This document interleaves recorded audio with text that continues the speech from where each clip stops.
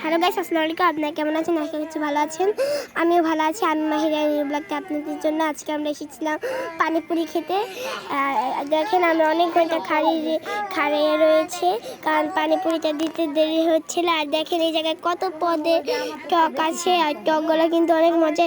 এই জায়গায় অনেক পদে টক আছে, আপনারা দেখেন টকগুলা অনেক পদের টক আছে। এই জায়গায় আম আছে, বড়ি আছে। আর গাছ দেখেন অবশেষে আমরা হলো পানিপুরি পেয়ে গেলাম। এখন আমরা হলো টক খাবো। প্রথমে আমি টক দিয়ে টকটা নিচ্ছি, আমার নানু আমাকে দিচ্ছে। দেখেন এখন আমি টক দিয়ে এই পানিপুরিটা খাবো। এখন আমার নানু আমাকে ঢেলে দিচ্ছে, আমি খাবো। আর এখন আমি খাবো, আপনাদেরকে একটু রিভিউ দিয়ে দেখে। বিসমিল্লাহ। এখন আমি খাচ্ছি গাইস, দেখেন এই যে আমি খাবো।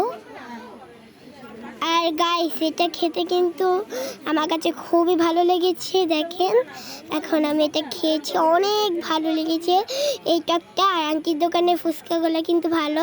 আপনাদের যদি খেতে মন চায় আন্টির দোকানে ফুচকা খেতে আসেন। এখন আমি হলো বোরহানির টকটা নিচ্ছি। এখন আমি বোরহানির টকটা আমি খাবো।